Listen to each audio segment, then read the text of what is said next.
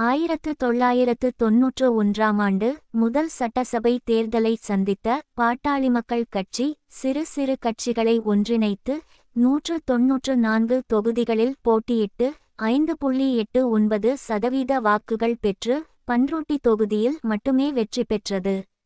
1996 சட்டமன்றத் தேர்தலில் 116 தொகுதிகளில் தனித்து போட்டியிட்டு 3.84% வாக்குகள் பெற்று 4 தொகுதிகளில் வெற்றி பெற்றது.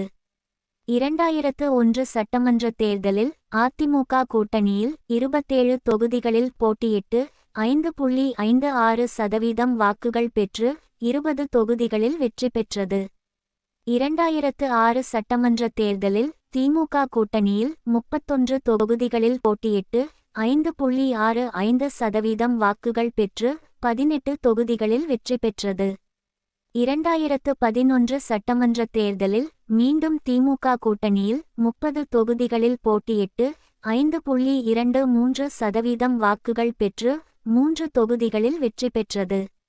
2016 சட்டமன்றத் தேர்தலில் 228 தொகுதிகளில் தனித்து போட்டியிட்டு 5.41% வாக்குகள் பெற்று அனைத்து தொகுதிகளிலும் தோல்வியடைந்தது. 2021 சட்டமன்றத் தேர்தலில் அதிமுக கூட்டணியில் 23 தொகுதிகளில் போட்டியிட்டு 3.8% வாக்குகள் பெற்று 5 தொகுதிகளில் வெற்றி பெற்றது.